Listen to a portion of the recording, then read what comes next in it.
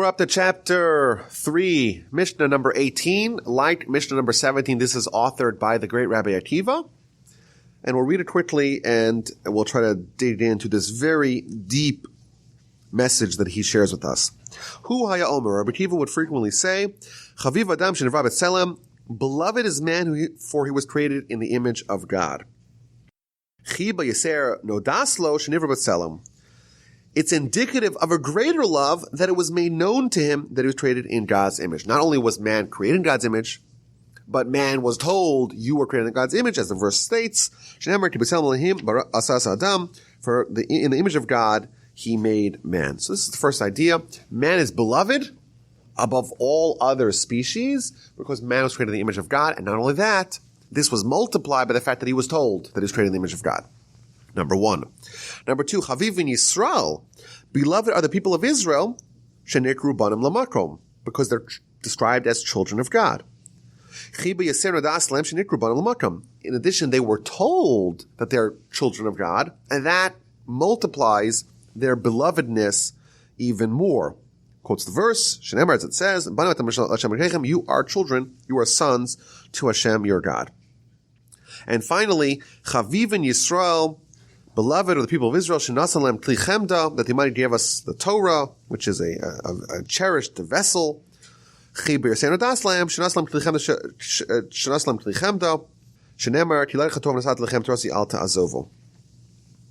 additional love, an additional beloved aspect of the Jewish people is the fact that the Almighty gave the Jewish people the precious vessel in which He used to create the world, and He told us about it as well.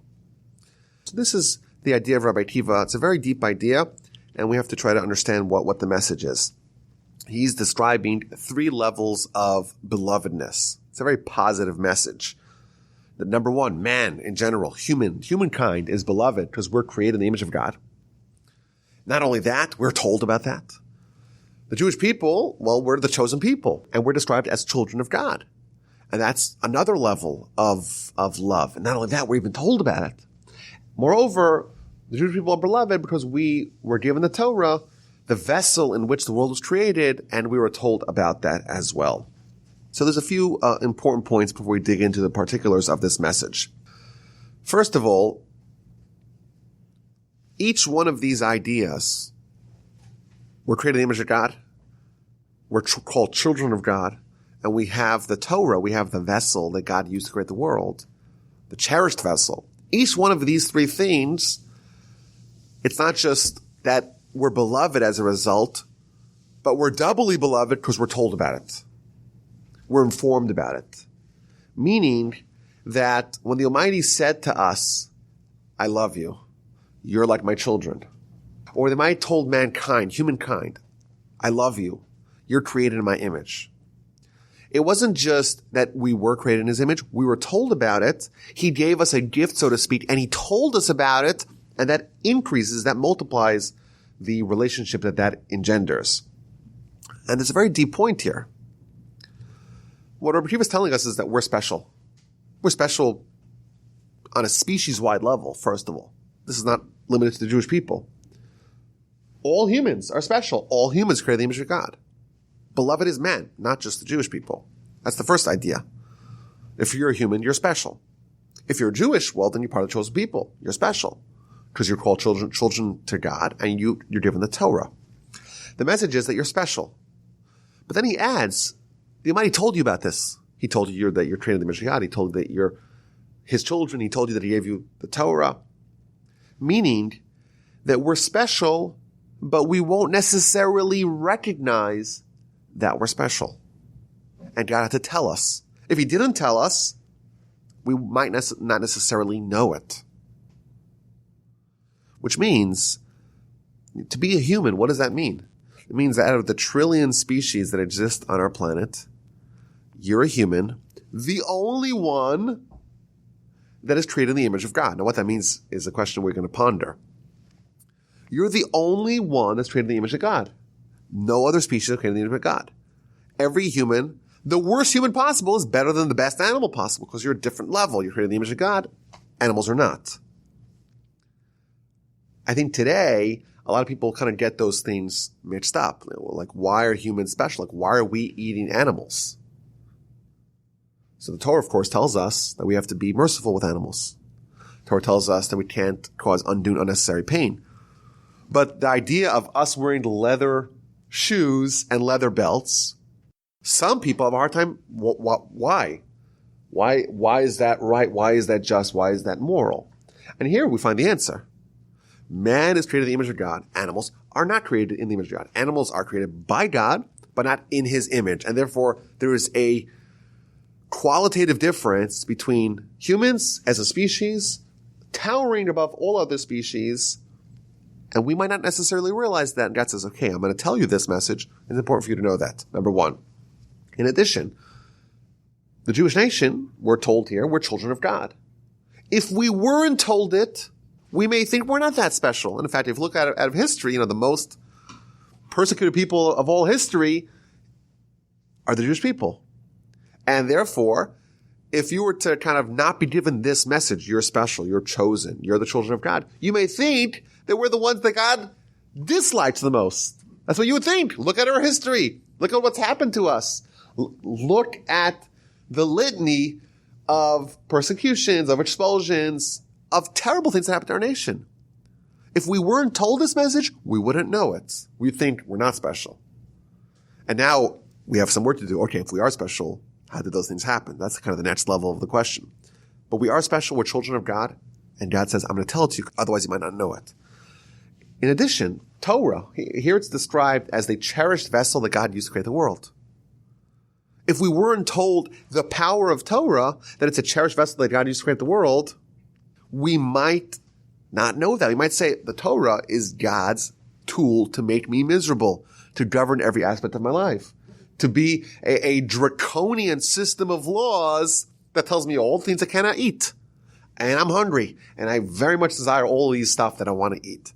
And we may misattribute what the Torah is, and therefore Rabbi Akiva tells us, no, don't get the wrong message. This is a tremendous gift that the Almighty gave you because He loves you exceedingly, and He told you that about it. He described it to you like that because you may take the wrong message about what the nature of Torah is.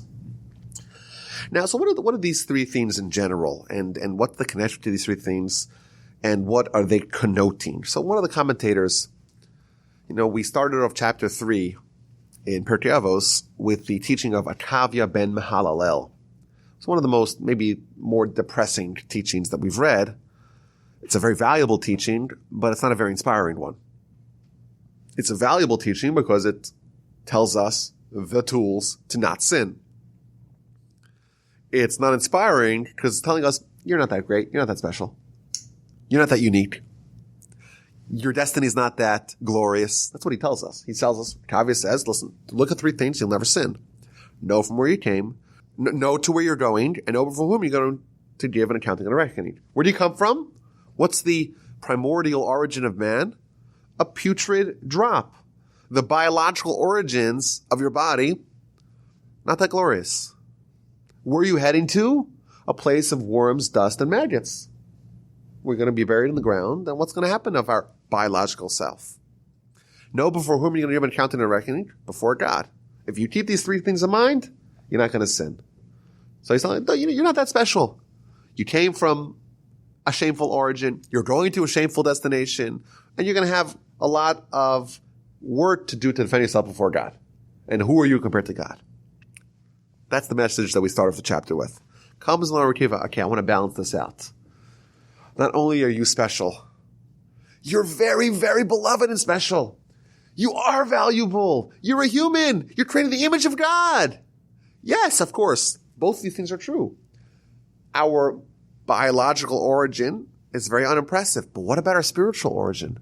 What about our soul? If you're a human, by definition, you have a soul that's greater than angels. And not only that, God says, I'm going to tell you, you're created in my image. You're above the angels.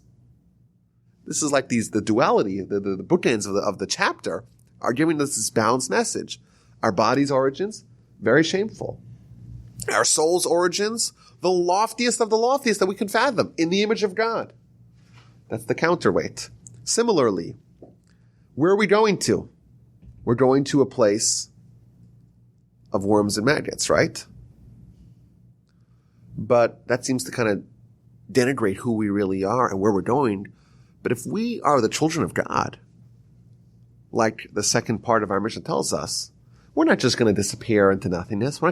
Our body maybe is heading into oblivion, but our soul, it's going to have continuity and vitality forever. It's children of God, so to speak. And similarly, we're going to have to give an accounting and a reckoning before God.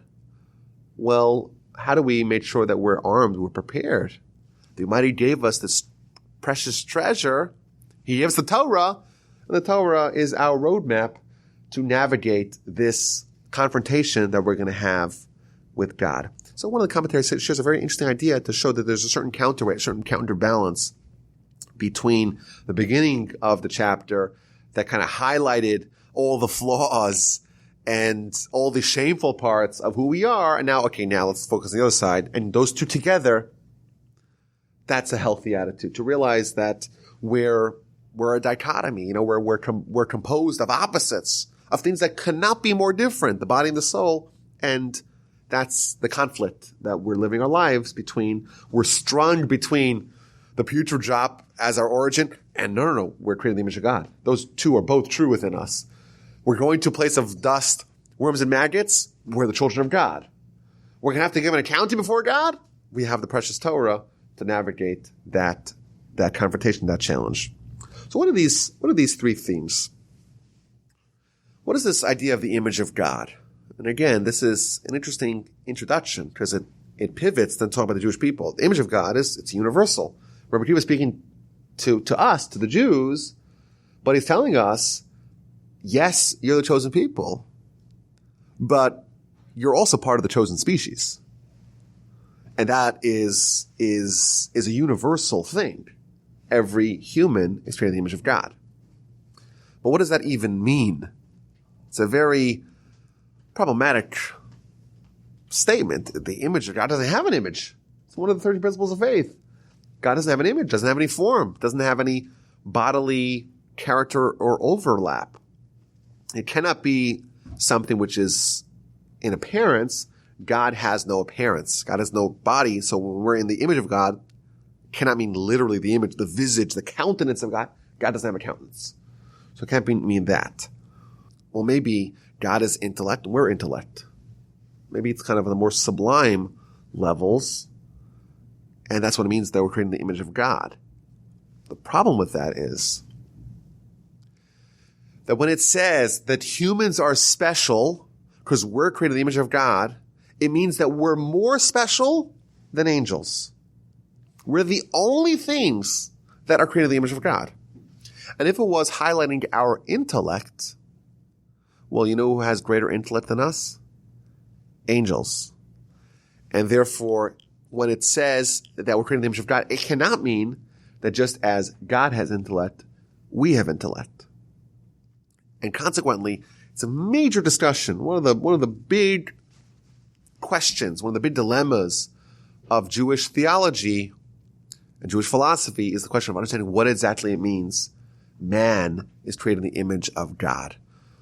So maybe the consensus answer, and again, this is the thing that makes us greater than angels, the consensus answer, there's maybe more answers, but one of the common answers that we see amongst the commentators is that man is like God with respect to man and God being the only entities that can make choices. An angel outweighs us intellectually. But you know what an angel does not have? Conflict. Because an angel is just intellect. Animals, by the way, they're a lot stronger than us physically. But you know what they don't have? That intellectual component to create the conflict. There's no animal that's your size that can't rip you to shreds. They're just physically, they're more strong than men are, than humans are. What makes humans unique is that we're half and half. We're half animal vis-a-vis our body.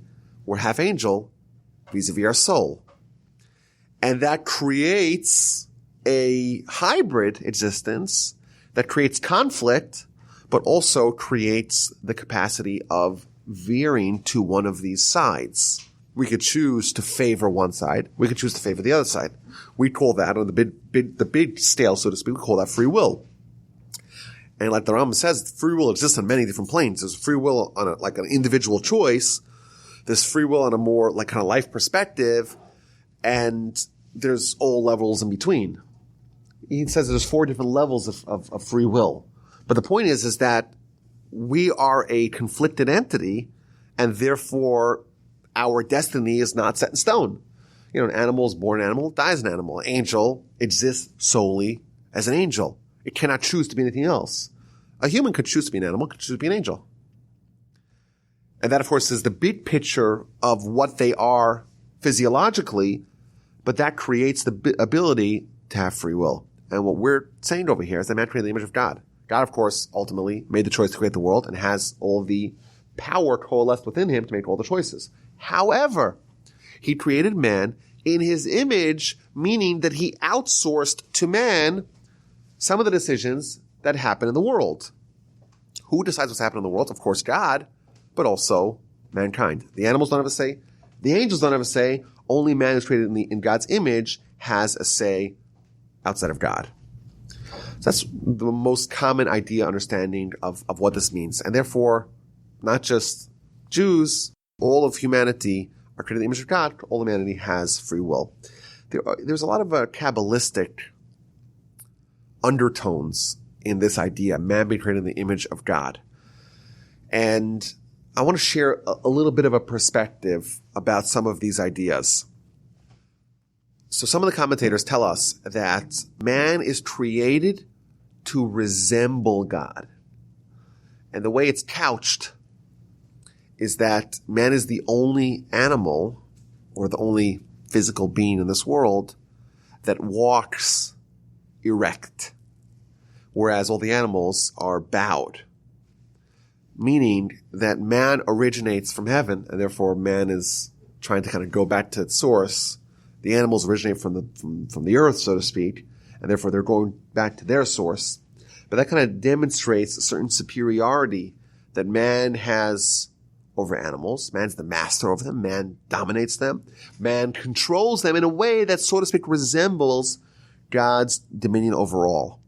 And therefore man is king in this world in a similar way to God being king over everything. And this is an idea, of course, that can be expanded. Like our sages tell us that if you look at man, you could understand God. And for those who are well-versed in Kabbalah, they know that one of the frameworks of Kabbalah is the idea of the 10 Sefirot, which is modeled, so to speak, after a human body. Meaning that there's some sort of deep overlap with how we can understand God to the best of our ability and the humans. Now, what that means, again, I plead ignorance, but that's the basic framework, which is a very advanced Kabbalistic idea that is being hinted to over here by Rabbi Akiva. Rabbi Akiva, of course, is the one who taught us Kabbalah, right? The Talmud tells us that there were 4 sages that tried to plumb the deepest, most inner sanctums of Kabbalah, and only one of them survived. One of them became a heretic, one of them went crazy, and one of them died. And Rabbi Akiva was the only one that entered peaceably and exited peaceably. So when he's sharing this idea, there is a layer of understanding that's very advanced and very mystical of man being created in the image of God. That's number one. Humans are greater than animals. That's probably the simple understanding of it. Jewish people, well, we have a filial relationship with God. God is like our father. What does that mean? What are the implications of that? So again, the commentaries, each one of them says their own spin on what exactly this means. But for one, there is something about a blood relative that is constant. You know, you could choose who you want to marry. You could choose who you want to go into business with. You can't really undo who your parents are. You can't really undo who your children are. It's like constant. And of course, the mitzvah that most represents the Jewish nation and the Jewish identity is, of course, the circumcision, which our sheikhs tell us It's the one mitzvah that is implanted within us. You take off all man's clothing, they still have that with them. And that's kind of to represent the idea of constantness. Just like a child is constantly the child of the Father, we constantly have a relationship with God. There's no way to sever that relationship. It's a very deep idea. In addition, if you have a child and the child misbehaves, or the child acts in an improper fashion, there's a lot of things you could do, but one thing you can't do is make them not your child. So not only is it constant, it's independent of our behavior. Any other relationship, it can be undone. This relationship can never be undone, irrespective of behavior. Moreover, this is kind of the next level, that a child and a father are similar because they're part of the same family. There's a kind of a genetic link between them. What we're saying over here, again, a very advanced idea, that the Jewish nation has some sort of spiritual overlap with God. We're similar to God, which is a very deep idea. Just like a child is similar to the father, the Jewish nation, in their spiritual sensitivity, in their spiritual acuity, in the message they're trying to impart in the world, is similar to God. When Abraham arrived at the scene, the forefather, of course, the Jewish people, what did he start doing? He started disseminating the idea of God in the world. In effect, he's continuing creation. God created the world and presented sufficient evidence of his existence, but not in a way that's undeniable. And the objective was for the Jewish people, or whoever would emerge, someone to emerge to continue God's work. Comes along Abraham, and he starts continuing God's work. And therefore, just like God exposed God in the world, Abraham exposed God in the world. There's an intimate connection. And that is not only Abraham, it's Abraham's descendants, and therefore we can be aptly described as the children of God, as people who are continuing to do what he started.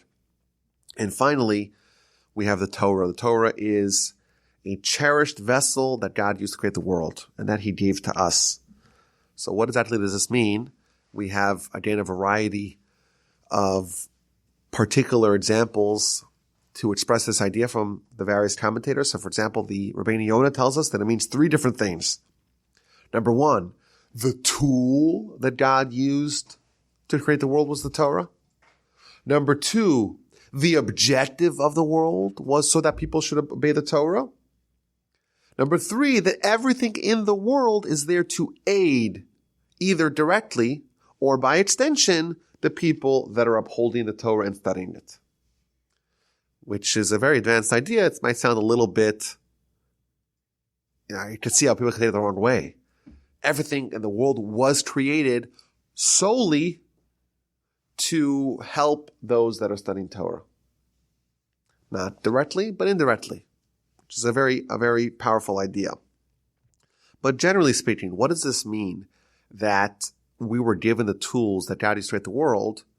In effect, God created the world, and the tools that he used, the keys, so to speak, to creation, he gave to us. And that's not random. Abraham says, okay, I want to continue doing creation. I want to finish the job, so to speak.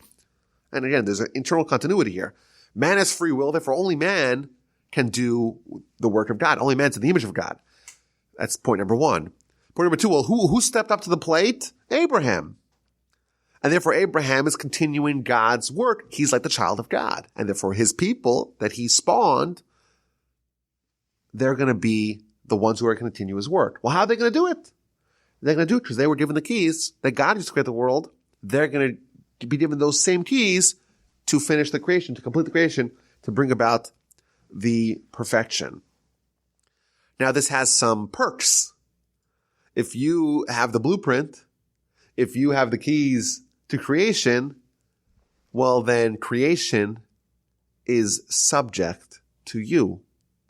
So there's many examples of this concept in Jewish literature, but the sages in the Talmud, for example, were given all kinds of stories of how to do miracles. How do you do a miracle? A miracle, by definition, is changing the laws of nature. The laws of nature are fixed, right? Right? That's what you would think. Yes, they are, unless you have the keys. If you have the keys to the back end, then you can change the rules. And therefore, a miracle is a manifestation of the keys to creation being utilized. If God gives us those keys, God gives us the Torah that He used to create the world, then we too have the ability to manipulate it as we desire. There's many, many examples to that effect. Not only in antiquity, but in modern times, we have the master key. And this is a very, very advanced idea that Adam was very desirous of those keys. He was not given them. Adam was not given those keys. Only Abraham and his descendants subsequently at Sinai. Only we have those keys. Adam was great. But if you look at the Hebrew, Chaviv Adam, Adam is still on level 1. He's beloved. He's created God's image. He has the ability to make decisions, to make free will decisions, but it's limited. He's not beloved by God, so to speak. He's not His child, and he wasn't given the precious gift that God used to create the world, and therefore he cannot create the world on his own. We have to wait someone like Abraham to be able to seize those keys and get to work. But what does that mean for us? For us, that means that we have the ability to create new worlds, abilities that Adam did not have. Adam had a keener grasp on the whole universe. There was no man in history that was as advanced in level 1 as Adam was. So, for example, just tell us that Adam was able to name all the species. How did he name the species? He was able to understand their essence, and therefore he was, to a certain degree, even wiser than angels. He's in the image of God at the most prominent example of that. Even the angels were so impressed with him, they tried to worship him, but he was still lacking. Why does he sin? Why does he capitulate to the serpent? It's because he wanted something more. He wanted an advanced level. He wanted Torah, and he didn't have it. And the only way that he thought he could get it is via the sin. So it's a very advanced idea, like we said, but Rabbi Akiva is telling us here that the most precious vessel, the tools that God used to create the world, was given to us. I think if the only thing we take away from that is a reframing of what Torah is, it's a very powerful lesson. But what it's also showing us, the incredible power that our small nation has. If you compare us numerically to the rest of the world, we're infinitesimally insignificant. We're less than the margin of error of the margin of error. That's what we are. Yet what he's telling us is that everything really is about us. The whole world is waiting for us to make our move because we're the only ones that have the key. And you know what? If there's only one person that has the key, there could be a billion people that don't have the key. It doesn't matter. They are not as powerful as the one man with the key. Our nation, of course, thanks to Abraham, thanks to our history, we're beloved, we're children of God, we're going to live forever, we're going to exist forever, and we're going to be the ones to bring about what we call Messiah, bring about the perfection of the world. How are we going to do that? Via the tool of creating the world via the Torah.